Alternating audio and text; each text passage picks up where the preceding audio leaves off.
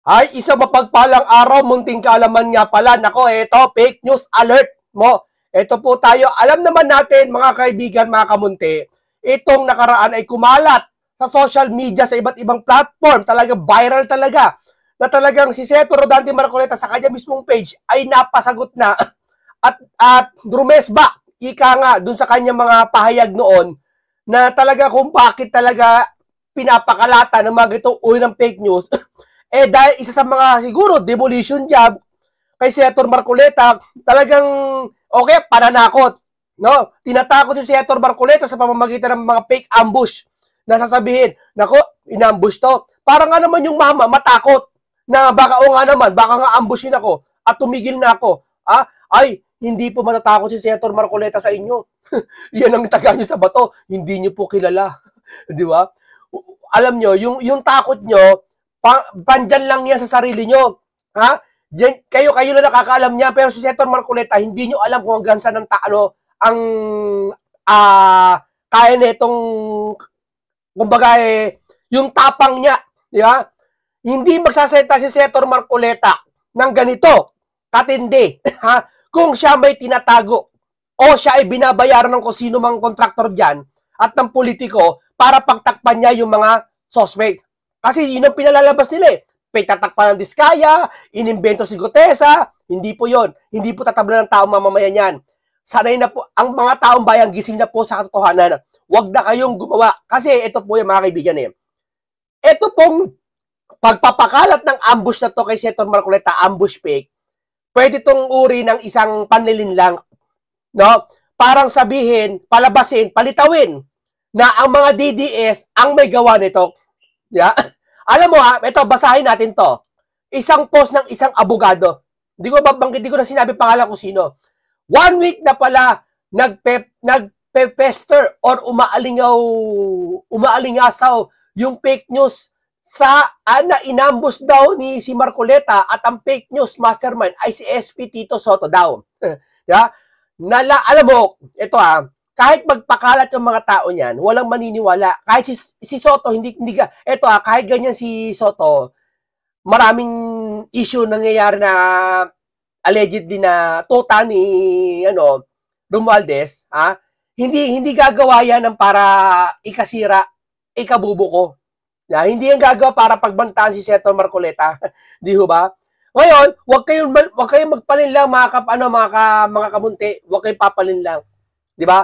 Maaari itong post na tong fake ambush na to, isang simpleng post lang na gusto lang magpasikat, na gusto lang tumaas ang kanyang mga manonood. Siyempre nga naman, magugulat kayo, may video na pag-ambush kay Marcoleta, talaga mapapanood ka. Di ba? Nalaman ko kasi kanina nga may viral po sa Facebook about sa alleged ambush kay Marcoleta. Pero sa YouTube pala, 1 linggo na niluluto at pinapakalat yung fake news. Hindi niluluto. Pag sinabi mo kasi niluluto, planado. No? Pero pare, may point siya, maaari planado. Ever since natanggal si Marcoleta as Blue Ribbon Chair, ay naging Senate President si Tito Sotto. Maganda sa umpisa niya, no? Ang ganda, no? Meron talagang concerted PR driven and funded disinformation against Sotto and in favor of Marcoleta. Paalala lang hindi po para yung taong bayan funded o bayaran para magpakalat ng disinformation para lang hatulan si Sotto para kay Marcoleta at ang pabor kay Marcoleta. So pinalalabas ka dito, pinalilitaw kasi dito sa comment sa post na to, pinalilitaw niya dito. Ang akin ang tunog ko dito ang pakiramdam ko sa post na to, para lumalabas, si Sotto tama, si Marcoleta mali. Kaya ang gagawin ng mga trolls, pabayaran sila, palabasin si Sotto mali. Hoy, maraming majority po sa buong Pilipinas ayaw kay School Bukol dahil sa pinagagawa niya. Gumising ka naman, sir. Sino nag-post naman ito? Ayaw po sa kanya dahil harap-harapan na po. Hindi ka ba nagigising sa katotohanan yung nag-post nito? Di ba? Harap-harapan po. Si School Bukol, pinalitan ng liderato. Si Marcoleta, ba't pinalitan? Bigyan mo ako ng isang dahilan ba't pinalitan si Marcoleta. Bakit? Pinoprotektahan ng Diskaya? Inag-aabogado sa Diskaya? Mali ka dyan. Isang malaking pagkakamali mo yan. Ang sabi ni Marcoleta, ulitin ko sa iyo ang sabi ni Marcoleta, bigyan ng WPP dahil nasa batas para umamin ng diskaya. Anong sabi ng bugok na negro na yon? Yung may cancer daw. Si Boy Cancer. Anong sabi niya? Isoli muna daw yung pera. Isoli muna yung pera bago daw bigyan ng WPP. Di ganun din, binigyan din ng Witness Protection Program para saan? Di ba? Kaya, kung ang pagpapalit kay Marcoleta doon lang sa bagay na yun kay Diskaya, isang malaki at isang kababawan yon. Kaya pinalitan to kasi may pagtakpan kasi si Senator Marcoleta lang ang makakagawa para mabuking ang sinong mastermind. Di ba? Pero sa YouTube pala, 1 linggo nang niluluto, pinapakalat ang fake news. Doon tayo sa kabila. Grabe, millions ang bayad dyan. Tamo, nanghusga na siya, millions ang bayad dyan. Ang tanong, sino nagbabayad? Ang nagbabayad ba ang taxes and troll farm sa disinformation operator? Please investigate this aid legislation, Senate and a whole, as a whole. 2025, hinihingal ako, 2025 na, pero petiks-petiks pa din ang batas sa kabansang Pilipinas sa fake news. Hindi na mawawala ang fake news, sir. Sir, wag mo nang pangarapin, sir. Hindi mawawala ang fake news. Sa panahon pala ni Cristo, may fake news na. Tatandaan mo yan, sir. Panahon pala nila Moises, may fake news na. Kaya kung ikaw gusto mo sugpuin ng fake news, mag-isa ka. Di ba? Nung panahon di sinug na sugpo yan, ngayon pa kaya laganap na ang social media, malago na ang kaalaman ng tao, di ba? Ang dapat diyan maging matalino ka. Di ba? Kung maniniwala ka o hindi. Ako hindi ako naniwala Bakit? Naging mapanuri ako. Di ba? How can we have an informed electorate or voters if may mga brain rot na ganito? Huwag nating hayaan dumami ang mga DDS zombies dahil sa kanilang media diet. Make Facebook and YouTube take down fake news and responsive and efficient tasyo. Sinisino naman ang mga Duterte. Hindi gagawin ng mga Duterte DDS na si Marcoleta i-fake ambush nila sa social media. May nag-ambush. Di ba? Para isisi sa administrasyon, mali po yan. Hindi nila gagawin yan. Dahil alam nila, kapag nagpakalat silang fake news, kalaunan, makikita rin na fake news yun. So, baliwala din yung iniisip nyo na baka pagbintangan ng administrasyon. Nagpakalat lang to, baka sa ano pa babaga lang. Gusto lang magparami ng manonood. Di ba? O kaya naman, kung binayaran ito, para takutin si Senator Marcoleta. Magbabala. Kasi hindi naman pwedeng sabihin na na Marcoleta, mag-ingat ka. Threat na yon. Pero ang gagawin, lalaruin, para sumali lahat sa laro, ang gagawin, sasabihin, ambush kuno. Para alam naman nila, kalaunan, mahahalata nilang fake news, at least kumalat na. Kaya yung sinasabi mong DDS, hindi gagawin to. Walang benepisyo ang DDS dyan kahit gawin yan. Alam nila masisisi sila. Kaya gusto nyo naman nyo isisi sa DDS yan, wala kayong idea kung sino gumawa niyan. Ganyan naman sila Pag wala silang idea, hindi ako DDS Pinagbibintahan ako ng mga to, DDS daw ako Kasi wala silang maibutas sa akin Kaya ang ilalagay nila ako doon sa sitwasyon kung saan kaya nila akong butasan. Kaya gagawin nila, DDS ako. Wala, hindi nila kaya akong butasan Kaya DDS na lang siya para butasan natin. Huwag niyong ilagay yung isang tao na hindi na sa isang sitwasyon na hindi niyo kayang butasan, gagawin yung DDS. Sisisihin niyo DDS para butasan niyo. Eto, DDS na naman may kasalanan. Paano niyo nakakasiguro? Sige nga. DDS daw. Samantalang yun, nag-post niya ito, pabor na pabor sa administrasyon. Yung nakita ko sa ibang page Eto na po, panoorin po natin ito kay Marcoleta. Sumagot si Senator Marcoleta. Pero ito yung sagot niya, tinanggalan ko lang yung sounds. Kasi, alam nyo na. Tingnan natin. So parang yun Sandali. Dito mo talaga malaman ang pinagkaiba. Tingnan natin. So parang yun pati sisilipin nila. Pati yung sisilipin nila sapagkat lahat na lang ng gagawa ng paraan. Para sa ganun mapanagot natin ang mga tao. Kasi nga ayaw nila Ang aking pagkakaalam dito, ayaw nila na matuntun talaga kung sino yung mastermind. Saan nagsulat kanina? Nagsulat na kanina, pinakita natin sa nagsulat dito kanina, sa nagsulat. Sa mga naniwala dyan, sabihin ko sa inyo, ayaw matunton ang mastermind kung sino. Sino ba? Obvious naman, di ba, si School Bukol, saka si Boy Tago. Ba't niya pinalitan si Marcoleta? Sa mababaw na dahilan dahil kinakampihan ng Diskaya? Mali. Sige nga, bakit? Si Marcoleta lang kasi nakakatumbok. Sasabihin nyo, may insurance, may ganyan, konektado? Wala yan. Hindi na si Diskaya ang pinag-uusapan, si Gutesa na. Tapos si Gutesa, pati notaryo, ang babaw. Alam nyo na ang notaryo baliwala. Nagtataka ako sa mga to. Kahit tatalino, notaryo na ni Gutesa, na hindi umamin yung nag-notaryo, peki na daw yung yung sworn statement niya. Di ba? Kahit tatalino ng mga to. Pero, hindi nila naisip na baliwala yung notaryo. O talagang sinasakyan nila yung issue, kahit alam nila yung notaryo baliwala, maniniwala pa rin sila na dapat may notaryo kasi papabor sa gusto nila na ayaw nila matumbok ang mastermind. Hindi ho ba? Totoo mali. Di ba mga kababayan? Si Marcoleta lang ang may lumalaban ng ito na tumutumbok sa mastermind.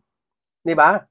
Pero dun sa fake news kanina na kumakalat na gagawin daw ni Soto, may nababasa kasi yung gagawin ni Soto, pakana ni Ping. Hindi gagawin po ni Ping yun sa ni Soto. Napagbantaan si Senator Marcoleta. Disagree naman ako dyan. Hindi gagawin ng dalawa yon. Oo. Hindi ganun maglaro yung dalawa yun. Kahit paano kilala naman natin yung dalawa na yon. Hindi ganun yun. Di ba? Kahit pag ganun sa Senado yon, yung dalawa na yon, hindi siya magagawa sa maduming bagay na yon. Di ba? Sabi ko nga, maaaring dalawa lang to. Isang simpleng post to na nag-viral, sinakyan ng iba't ibang dilawan, DDS, loyalista, kung saan sila papabor. Halimbawa, etong sinakyan ng DDS tong post na to para isisi sa administrasyon. Tama? Sinakyan ng dilawan ng post na to, tong fake ambush, para isisi naman sa DDS. Sinakyan naman ng loyalista itong post na to para isisi ulit sa DDS. Gets nyo? Kanya-kanyang kapakinabangan. Sa simpleng post na yon, sa duda ko, sa kanya-kanyang kapakinabangan ginamit yung post na yon. Di ba? Pero di natin alam. Pangalawa, maaaring bayaran niya. No, demolition. Pero kung bayaran ito, sabihin ko sa inyo, sponsored. Ano ibig sabihin? Siya mismo nagsabi kanina doon sa comment na 1 linggo na pala niluluto doon sa social media. So, ibig sabihin, tumagal lang ganun bago mag-viral. Ibig sabihin, may nakatuklas na isang tao na sikat na ni-repost. Tama? So, ibig sabihin, kung itong bayad na tao, tandaan nyo pag nagbayad sa social media isang troll, hindi ito pinihintay pa para dumaganap. Sponsored na kalagay. Ibig sabihin, binuboost. Nagbabayad sila ng libo-libong pera, ibuboost nila sa social media para makakita lahat ng buong Pilipinas. Yun ang tinatawag na bayaran. Kaya naniniwala ako sa post na to, maaaring simpleng post lang na lumaganap at gusto lang yung tao na nag-post na yun, gusto lang talagang lumaganap yung kanyang mga manonood, di ba? Nag-viral siya talaga. Ngayon, sinakyan naman ng iba't ibang partido. Kaya wala ka dapat sisisihin na hindi DDS, hindi dilawan, hindi naman kung sino. Di ba? Ganyan dapat humatol. Di ba? Hindi ako abogado. Hamak na vlogger lang ako. Pero naiisip ko yung mga ganyan. Di ba? Tuloy natin si Senator Rodante Marcoleta. Kaya ganitong ginagawa nila. Ako naman, ang kagustuhan ko, mapanagot natin, maibalik ang kinamkam, ang ninakaw na pera ng bayan. Yun ang kagustuhan ko Tama, kasi ang gusto kasi ni Marcoleta, lahat na lang, sabi niya kanina, di ba? Lahat na lang daw na nangingialam sa isyong ito para dinedemolish. Si Kiko Barsaga, mamaya mapag-uusapan natin si Kiko Barsaga, nagsasalita siya nung ginawa sa kanya. Si Chavit, anong ginawa sa kanya? Di ba? Kinasuhan. Hindi sinagot yung sagtanong niya. Kundi kinasuhan siya. Dapat, kung patas ka, sasagutin mo yung tanong nila. Di ba? Tama, mali. Opo. So, ako na lang yata yung lumalaban ng ganun Sila lahat, parang gusto nila, ako pa ngayon ang pinasasama. Inayawan sila sapagkat ayaw nga nilang matukoy yung bahala na sila. Ngayon, kung may paraan sila na matukoy talaga yung mastermind. Sa akin palaga, hindi naman nila gagawin. Kasi lahat ng tumitestigo para matukoy lahat yon ay kanilang ginigipit. Kanilang ginigisa. Kanilang pinag-uusig. At wala silang hangarin na makita yung totoo. Hindi nila naiintindihan ang matagal ko nang gustong ipaliwanag. Hindi madali para makatukoy ka ng malalaking isda. Opo. Walang magbo-volunteer sapagkat masasapanganib sila. Di ba? Paano ba natin ipaliliwanag sa napakasimpleng pananalita ito? Kung hindi ka gagamit ng whistleblower, opo. Wala kang makukuha. Walang magtuturo eh. Walang magbo-volunteer. O ngayon, kaya lang naman meron tayong witness protection program para sa ganung mga pagkakataon. Di ba? Kailangan i-process mo sila. Kailangan pumasok sila sa proseso para sa ganun, kung qualified sila, maging state witness. Yung sinasabi ng abogado yan, malayo doon sa pagiging state witness. Ayun. Ito sa pilitan na magiging state witness siya, kaya nga pipirma siya doon eh. Opo. Pero sa pagtulong niya sa Estado, kinakailangan meron siyang protection. Sa example ng abogado. Ayan paulit-ulit tayo Ito inirepress natin sa mga utak ng mga ng mga bugok, ng mga hindi nakakaintindi. Binigyan ng protection si Diskaya, hindi para proteksyonan ni Marcoleta, dahil nasa batas yun. Binibigyan lang ito para diskarte na mapaamin o masiwalat kung sino mastermind. Sino ba aamin sa mastermind? Sige nga, maglabas kayo. Yung saldi na ayaw nyo i-cancela ang passport, gusto nyo yun ang umamin? Hindi nga makansela ang passport eh. Aamin pa kaya? Papapaamin nyo pa kaya? Sino gusto umamin sa sitwasyon na to? Sige nga, di ba wala iba kundi Diskaya? Bakit? Sila ang kontraktor na napakarami sa iba't ibang lungsod. Kahit sa Laguna, meron sila. Tama, mali? So, ano dapat ang diskarte? Sino dapat ang bigyan ng protection para mapaamin lang? Sakripisyo! Di ba? Kasi kayo, yung puso nyo galit sa kainggit. Ika niya, daming sasakyan, daming pera na nakaw nito, hindi kami papayag, isoli ang pera. Huminahon ka. Hindi mo kailangan gumanti muna. Ang kailangan mo, yung mga tao nasa likod nila. Di ba? Ako diskarte ko kung ako ang masusunod ako presidente, ako mismo magdidesisyon, bigyan ng WPP yan, witness protection yung mga Diskaya. Sige, ako bahala. Bakit naman sila gawin? Basta bigyan mo. Hindi na sila makukulong. Wala akong pakialam kahit hindi makulong ang Diskaya. Dahil nandiyan na yan. Di ba? Sige. Diskaya, ano sabihin mo? Ako presidente alam ko nag-iimbento. Tanggalan ng WPP. Nakita ko nag-aamin totoo at may ebidensya. Inamin, tenel all. Okay, sige, hindi ka nakakasuhan, kapalit niyan. Hindi ka namin kakasuhan, pero isoli mo ang pera. Total, umamin ka na. So sa pag-amin mo, kalakip nun, nakasabot ka pala. Tama? Anong gusto mo? Makulong ka o isoli mo yung pera? Tama? Tama, mali. Nasa witness protection ka na, Opo, sige po. Total, nag-tell all ka na eh. Kasi nag-tell all siya kasi may WPP na. Itong sila Boy Cancer at si Boy Tago at si Boy School Bukol, ang gusto nila, magsoli muna pati si Bendalo. Magsoli muna ng pera bago witness protection. Ako presidente, halimbawa, gusto ko muna witness protection yan. Bago isoli. Tama, mali? Ano mas maganda? Di ba? Mas maganda pala yung sa akin. Naisoli na yung pera. Pag naisoli na yung pera, sasabihin ko sa kanila, Gani! Ang ingay na ako. Pag naisoli na yung pera, doon ko ngayong titirahin ng mga Diskaya. Magturo ka na kung sino yan. Magturo ka na kung sino. Kung sino-sino. Pahinga natin ulit, Ang sinasabi mo, wala ito eh. Opo. Di ba? Proteksyon ng Estado ang ibibigay sa kanya. Sa witness. Kailangan mong maproteksyonan dahil mahirap ang kanyang gagawin. Yun lamang ang ibibigay. Kaya nga yung title ng batas na yon, Witness Protection and Benefit Program. Ngayon, kung ikaw mismo maglalagay pa ng iba pang requirement, hindi mo siya tinutulungan, hindi mo siya pinoproteksyonan. Lalo mo siyang pinahihirapan. Ginagamit mo na nga siyang ng kasangkapan para makahuli ka nga eh. Pagkatapos, bago ka makahuli ng malaking isda, siya pa ang gagawan mo ng... Bigyan mo ng kondisyon. Bibigyan mo pa ng kondisyon. Wala ka talagang mahuhuli pagka ganyan ang usapan. Eto. Pakinggan naman natin dito. Dumako na tayo sa atin dito sa pakinggan natin to na si Harry Roque tungkol sa pahayag niya kay Kiko Barsaga.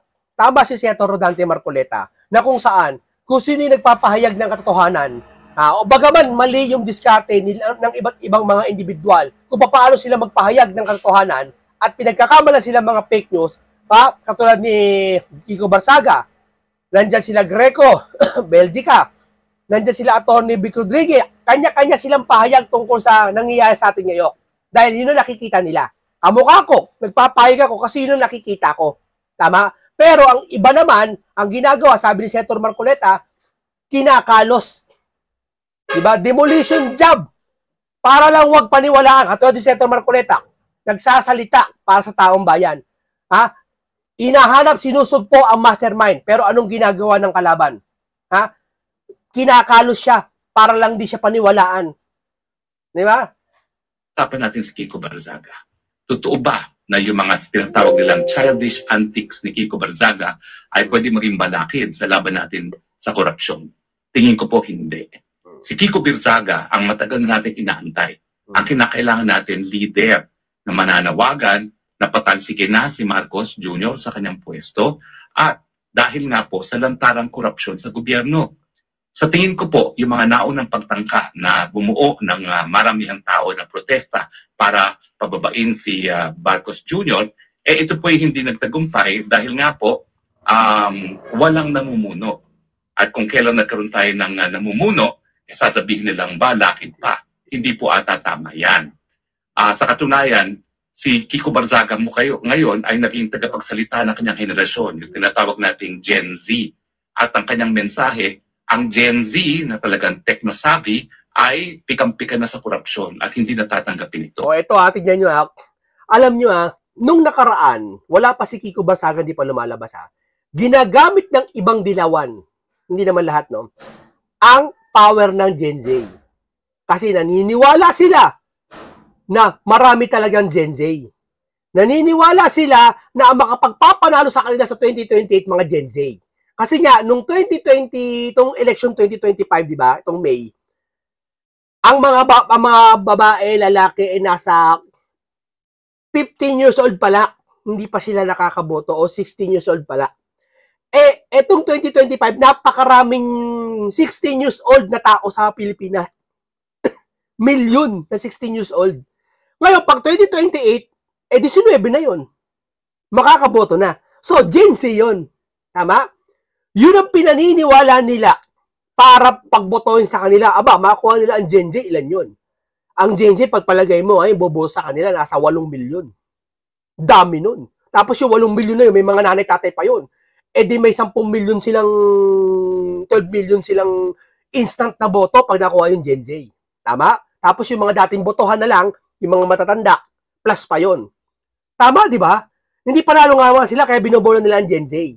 Buti, dumating si Kiko Barzaga na kung saan naakit, nahati o ang iba ay sumama sa paniniwala ni Kiko Barzaga dahil isa rin Gen Z.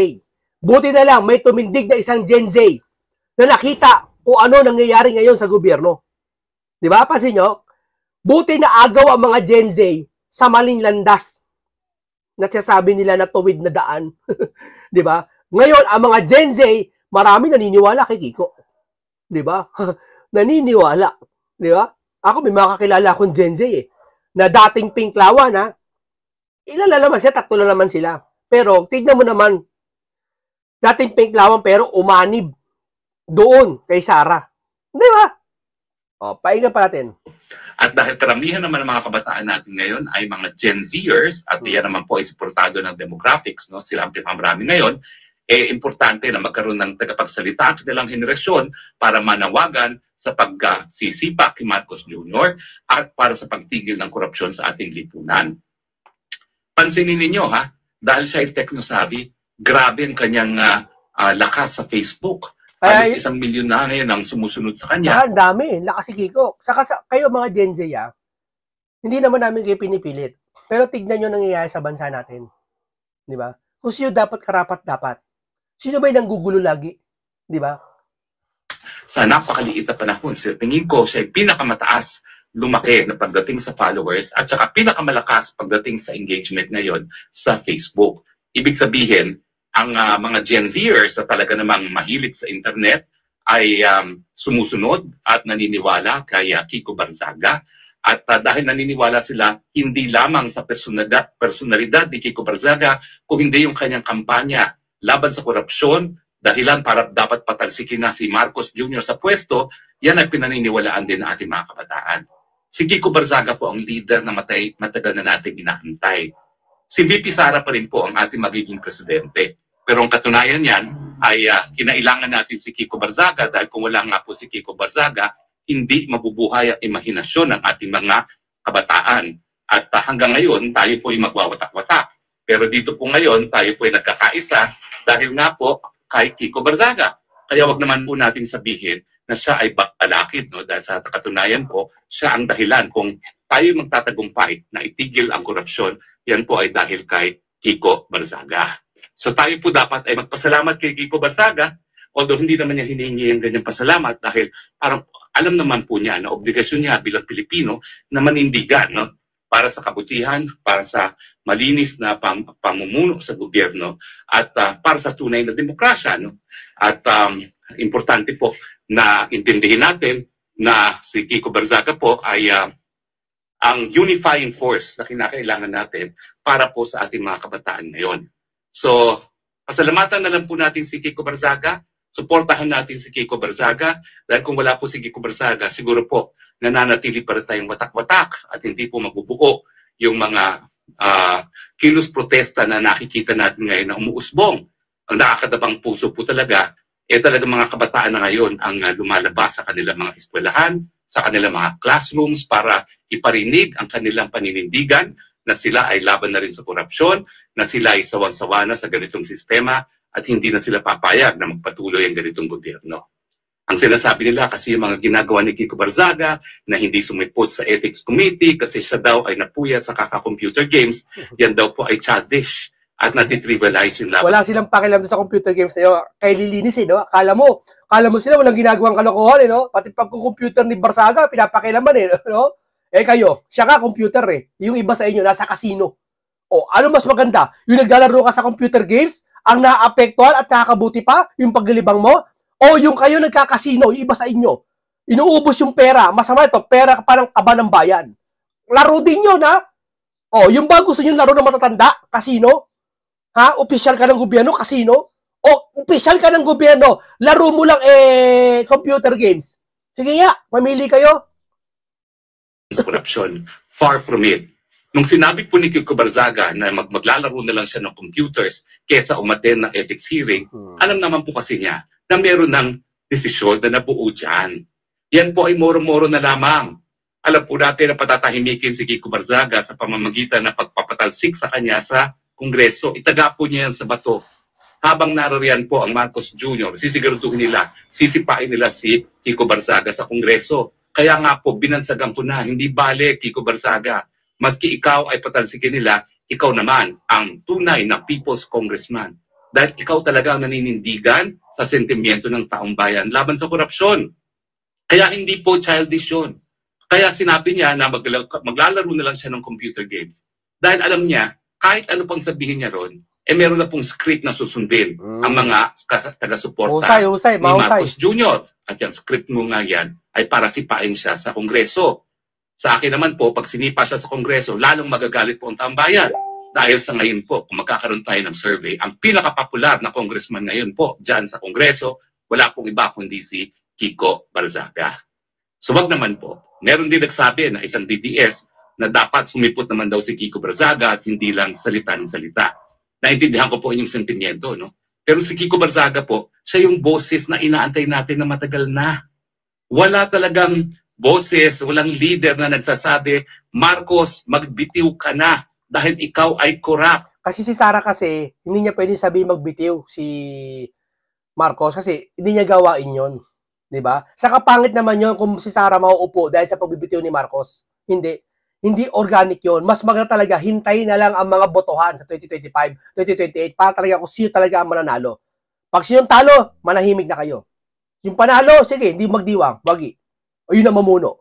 No? O hanggang dito lang po muna tayo sa ating talakaya. Huwag tayo maniniwala sa basa-basa mga fake news. Kailangan mapanuri tayo, mapagmatsyag tayo, at mag-research tayo.